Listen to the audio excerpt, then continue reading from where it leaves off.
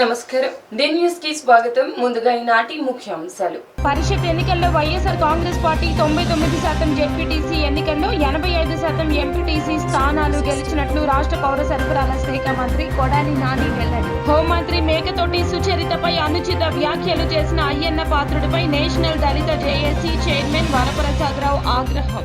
కంకిపాడు మండలం ఉప్పులూరు ప్రాథమిక ఆరోగ్య కేంద్రంలో NQAS team doctor R Shankar Shanmugam Sanjeevarao నేతృత్వంలో ఆరోగ్య కేంద్రం పరిశీలన. పరిషత్ ఎన్నికల్లో YSR Congress party 99% ZPTC 85% MPTC స్థానాలు గెలిచినట్లు రాష్ట్ర పౌర సరఫరాల శాఖ మంత్రి కొడాలి నాని అన్నారు. ప్రతిపక్షం ఖాళీ అయినట్లు చంద్రబాబు ఒప్పుకున్నారన్నారు. ఈ పప్పు తుప్పును నమ్ముకుంటే తెలంగాణలో పట్టిన గతే పడుతుందంటూ జోస్యం చెప్పారు.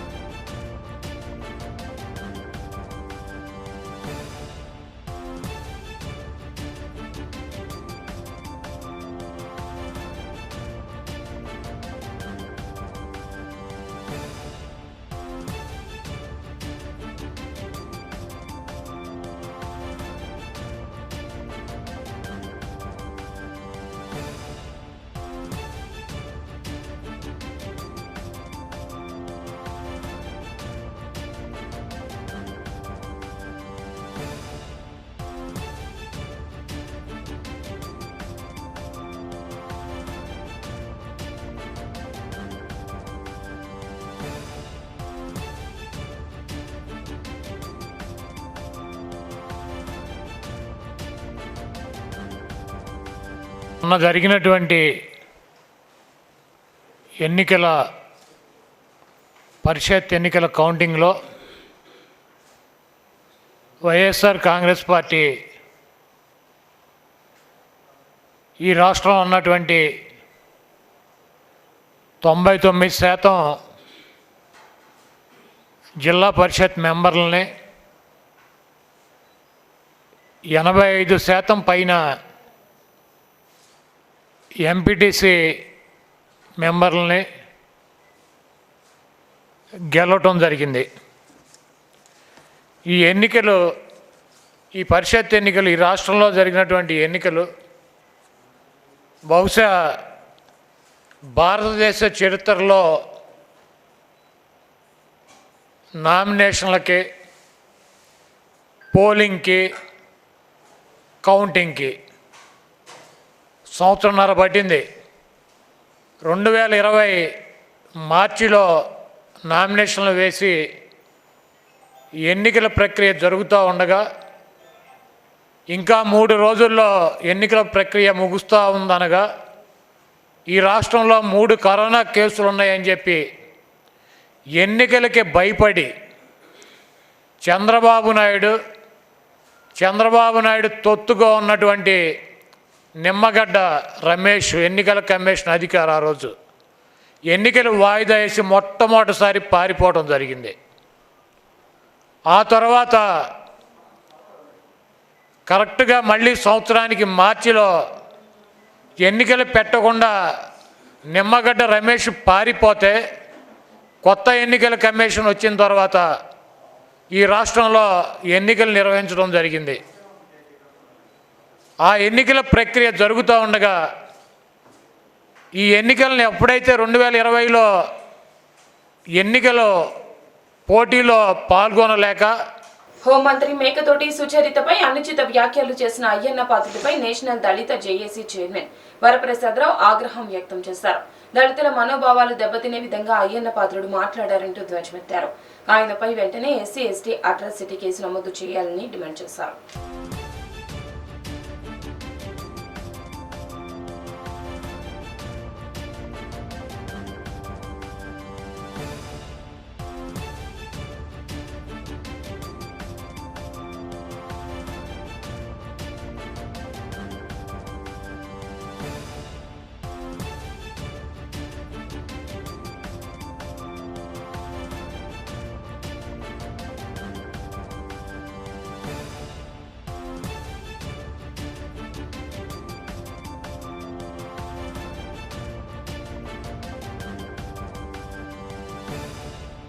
ఈరోజు ఏదైతే ఉందో ఆంధ్ర రాష్ట్రంలో గౌరవ హోంమంత్రి సుచరితమ్మని పట్టుకొని చింతకాల అయ్యన్న పాత్రుడు అనేవాడు మాజీ మంత్రి అట Telugu Desam party.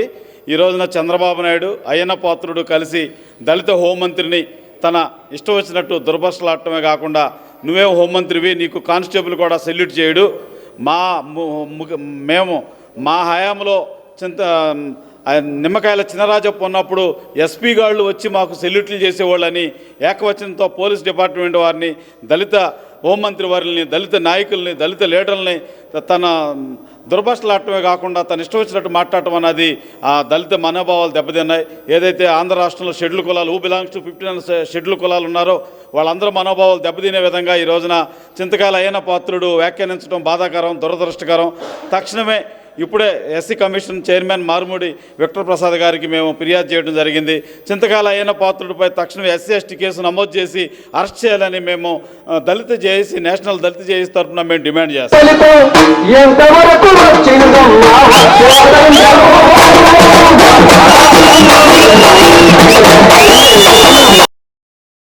National Dalit JAC తరఫున మేము డిమాండ్ చేస్తున్నాం. Thank you.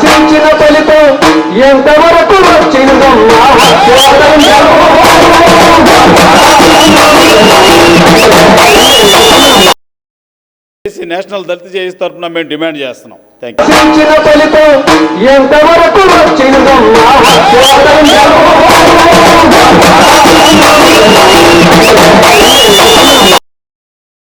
National Dalit JAC తరఫున మేము డిమాండ్ చేస్తున్నాం. Thank you.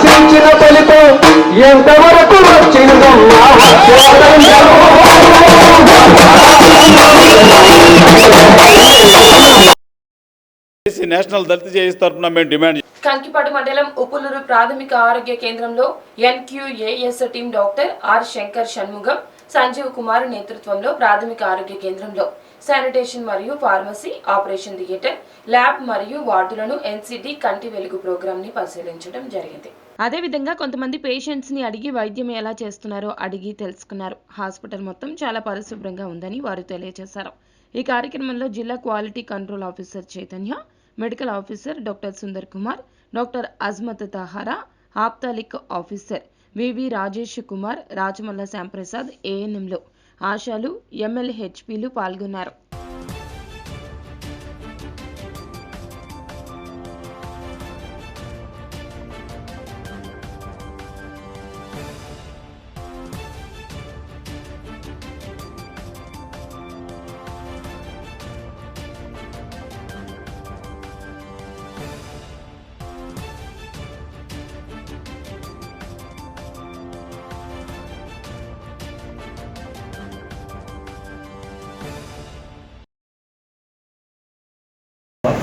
And it's a really nice and clean facility,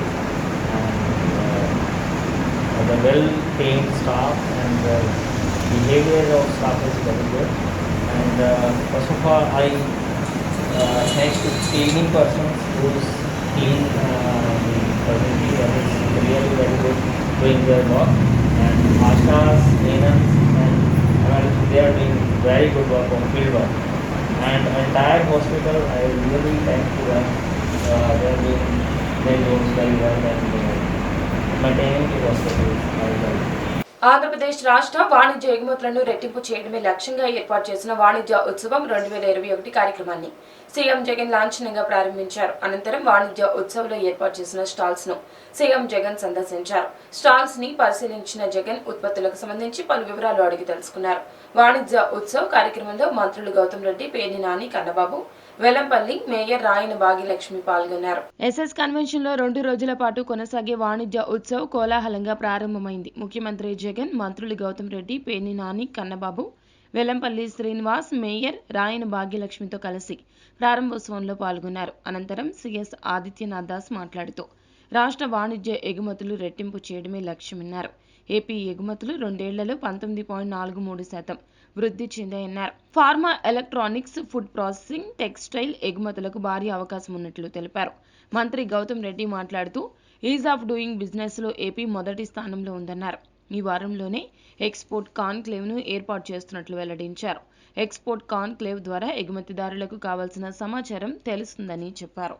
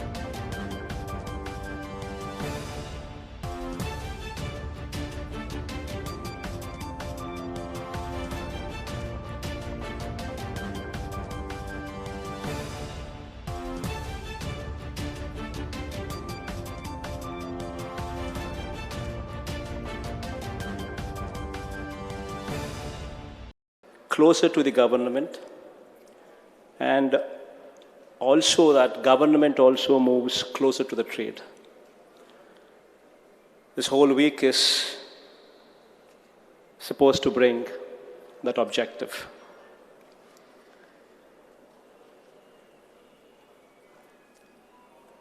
Commemorating Azadi Ka Amrit Mahotsav, that is the 75th year of the nation's independence,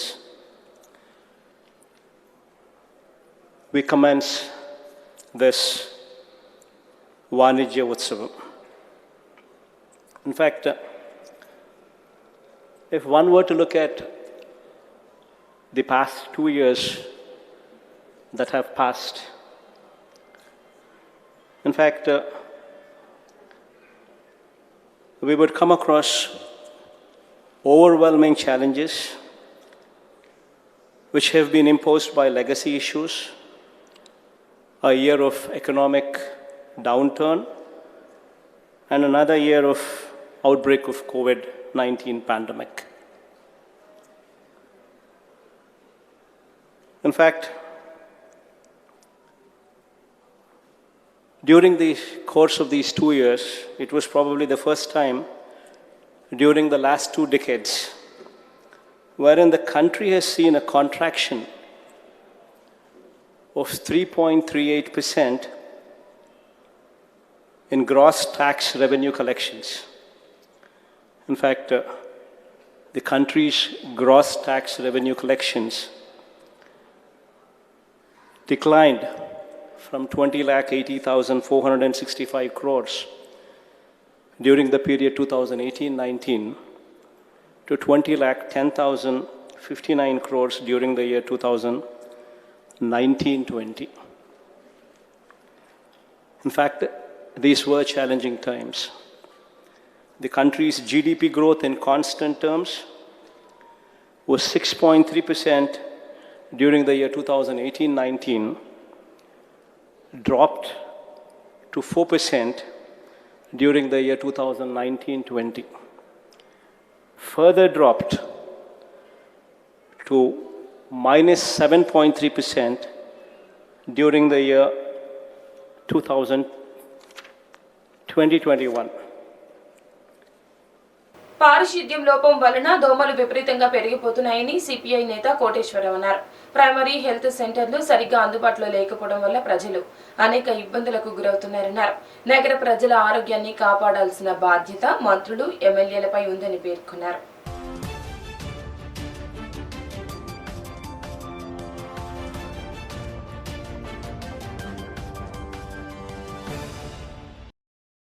Vijayawada నగరంలో malaria, dengue, typhoid జ్వరాలతోటి ప్రజలు అల్లాడిపోతూ ఉన్నారు. పారిశుద్ధ్య నిర్వహణ అంతంత మాత్రంగా ఉన్నది. మలేరియా నిర్వహణని మరింతగా పెంచవలసినటువంటి బాధ్యత నగరపాలక సంస్థ పైన ఉన్నది. ఈ రోజున నగరంలో అనేక ఖాళీ స్థలాలలో మురికి తటాకాల్ని తరపించేటటువంటి పద్ధతుల్లో వర్షపు నీరు నిలిచిపోయి దోమలు విశృంఖలంగా పెరిగిపోయినాయి. దోమల యొక్క దాటికి ప్రజలు అల్లాడిపోతూ ఉన్నారు. దీనిపైన శ్రద్ధ వహించేటటువంటి నగరపాలక సంస్థ అధికారులు కానీ, ప్రజాప్రతినిధులు కానీ, నగరంలో ఉన్నటువంటి ఎమ్మెల్యేలు, 49 మంది మున్సిపల్ కార్పొరేటర్లు, వైసీపీ కార్పొరేటరు, ప్రత్యేకంగా మంత్రి గారు దీనిపైన శ్రద్ధ వహించేటటువంటి పరిస్థితి లేదు. నగరపాలక సంస్థలో 28 పిహెచ్ సెంటర్లు ఉన్నాయి, ప్రైమరీ హెల్త్ సెంటర్స్. ఈ రోజున ప్రైమరీ హెల్త్ సెంటర్స్ మొత్తం కూడా మూలన పడ్డాయి. మొన్నటి వరకు అపోలో వారు నిర్వహించేటటువంటి బాధ్యత నగరపాలక సంస్థ అపోలో వారికి అప్పచెప్పింది. ఈ రోజున ఆ బాధ్యతల నుంచి అపోలో వారు వైదొలిగారు. ప్రైమరీ హెల్త్ సెంటర్ యొక్క నిర్వహణ ఎవరు చేసేటటువంటి పరిస్థితిలో నగరపాలక సంస్థలో ఉన్నటువంటి ప్రైమరీ హెల్త్ సెంటర్స్ అన్నీ కూడా మూలన పడ్డాయి. ఫలితంగా ఈ రోజున మలేరియా టెస్టులు చేయాలన్నా, డెంగ్యూ టెస్టులు చేయాలన్నా, ఏ టెస్ట్ చేయాలన్నా, టైఫాయిడ్ టెస్టులు చేయాలన్నా కూడా ప్రజలు వందలాది రూపాయలు వెచ్చించి ప్రైవేటు ల్యాబొరేటరీస్కి ఆశ్రయించాల్సినటువంటి పరిస్థితి వస్తూ ఉన్నది. అందువలన తక్షణమే విజయవాడ నగరంలో హెల్త్ ఎమర్జెన్సీని ప్రకటించి దానిపైన శ్రద్ధ వహించే 60వ డివిజన్ బాంబే కాలనీలో జరిగిన గుడ్ మార్నింగ్ విజయవాడ కార్యక్రమంలో సెంట్రల్ ఎమ్మెల్యే మల్లాది విష్ణు పాల్గొన్నారు.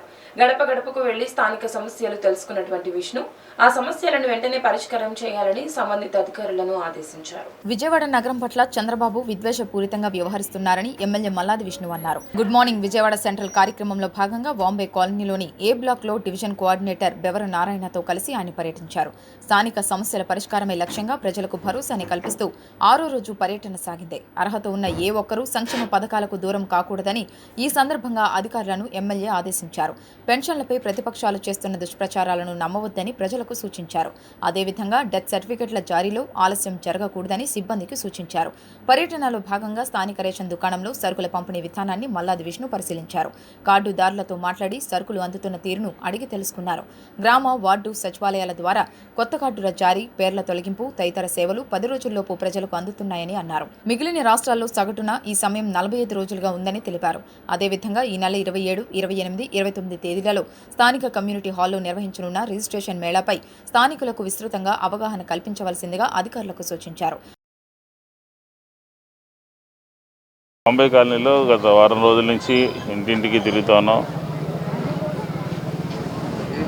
ప్రతి వీధి కూడా తిరిగాం, ప్రతి ఇండ్లు తలుపు తట్టాం, వాళ్ళందరికీ కూడా ఒక భరోసాని ఇచ్చాం. రాష్ట్ర ప్రభుత్వం జగన్మోహన్ రెడ్డి గారి నాయకత్వంలో అనేక సంక్షేమ కార్యక్రమాలు అమలు జరుపుతూ ఉంది. ఎవరికైనా ఎటువంటి ఇబ్బంది ఉన్నా పెన్షన్ విషయంలో కొన్ని అపోహలు ఉన్నాయి.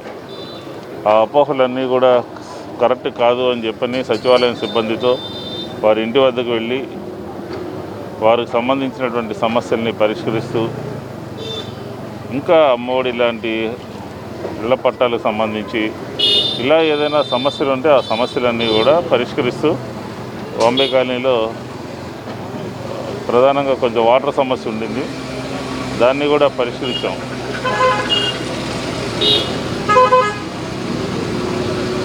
ఎక్కడెక్కడ రోడ్లన్నీ ఇబ్బంది చెడిపోయినాయో పాడైపోయినాయో మొత్తం బాంబే కాలనీ సంబంధించినటువంటి అన్నీ కూడా గుర్తించడం జరిగింది. ఇంజనీరింగ్ అధికారులు పూర్తి స్థాయిలో వాటన్నిటిని కూడా ప్రజలకు అందుబాటులో తీసుకొచ్చేదానికి ప్రయత్నం చేస్తూ ఉన్నారు. ఈరోజు విజయవాడ నగరానికి ఉన్నటువంటి పేరు ప్రఖ్యాతల్ని, కీర్తి ప్రతిష్టల్ని చంద్రబాబు నాయుడు గారు దిగజార్చేటటువంటి ప్రయత్నం చేస్తూ ఉన్నారు. ఈరోజు బాంబే కాలనీ 60 డివిజన్లో కొన్ని రోజుల నుంచి ప్రతి ఇంటికి మన సెంట్రల్ నియోజకవర్గం ఎమ్మెల్యే మల్లాది విష్ణు గారు తిరగడం జరుగుతుంది.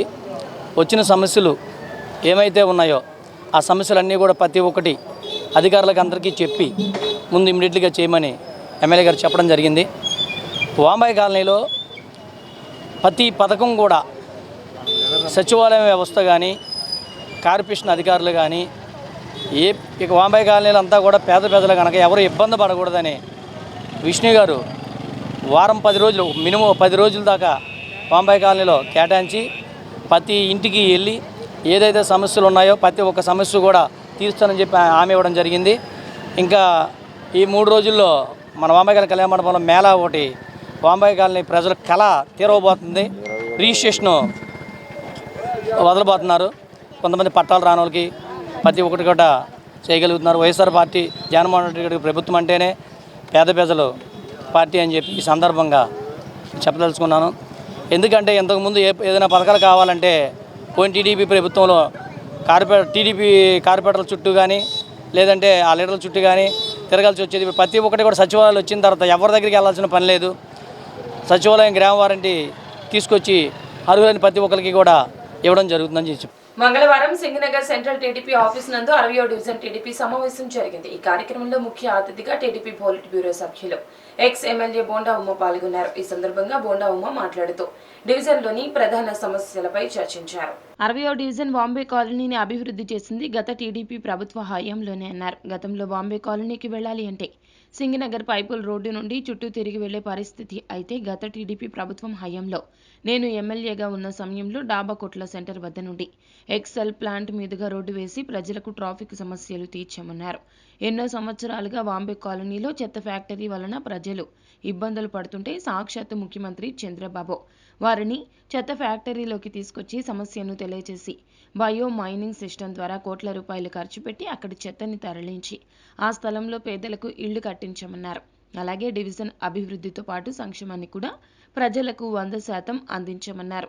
ఇలా అన్ని రకాలుగా వాంబే కాలనీ ప్రజలకు అండగా ఉన్నాం కాబట్టి మొన్న జరిగినటువంటి కార్పొరేషన్ ఎన్నికల్లో అన్ని చోట్ల ఫ్యాన్ గాలి వీచిన వాంబే కాలనీలో మాత్రం ప్రజలు టీడీపీ పార్టీకి మొగ్గు చూపించి తెలుగుదేశం పార్టీ అభ్యర్థిని గెలిపించినందుకు డివిజన్ ప్రజలకు పేరు పేరున ధన్యవాదాలు తెలియజేశారు. యుద్ధ ప్రాతిపదిక మీద పూర్తి చేయడం కోసం 130 కోట్ల రూపాయల ఆనాడు చంద్రబాబు నాయుడు గారిని బాంబే కాలనీ తీసుకొచ్చి ఆ ఇళ్ళని చూపించి 130 కోట్ల రూపాయలు శాంక్షన్ చేశాం మన హయాంలో గుర్తు చేస్తా ఉన్నా. అంతేకాదు నేను ఎమ్మెల్యే కాకముందు చెత్త ఫ్యాక్టరీలో వచ్చే పొగతో బాంబే కాలనీలో ఇళ్లలో పుడుకున్నటువంటి ఆడవాళ్ళకు కూడా పసిపిల్లలు ఆడవాళ్ళు కూడా అల్లాడిపోయేవాళ్ళు. ఎన్నో కష్టం పడి మనం బతుకుతా ఉన్నా, ఎన్నో రకంగా ఇబ్బందులతో ఉన్నా కనీసం ఇంట్లోకి వెళ్ళి ప్రశాంతంగా రాత్రి కూడా పడుకోవడానికి కూడా నేను ఎమ్మెల్యే కాకుండా ఉండేది కాదు. తలుపులు మూసుకున్నా సందులోంచి ఆ పొగ ఇంట్లోకి వచ్చి ఉక్కిరి బిక్కిరి చేసేది. దుర్బలమైనటువంటి వాసన బాంబే కాలనీ రావాలంటే చండాలమైనటువంటి కంపు కొట్టేది. రాష్ట్ర వ్యాప్తంగా గడిచిన 24 గంటల్లో 1179 కరోనా కేసులు నమోదయ్యాయి. 1651 మంది కోవిడ్ నుంచి కోలుకొని డిశ్చార్జ్ కాగా 11 మంది మృత్యువాత పడ్డారు. రాష్ట్రంలో 13,905 యాక్టివ్ కేసులు ఉండగా ఇప్పటి వరకు 14,089 మంది కోవిడ్తో మరణించినట్లు రాష్ట్ర వైద్య ఆరోగ్య శాఖ ధృవీకరించింది.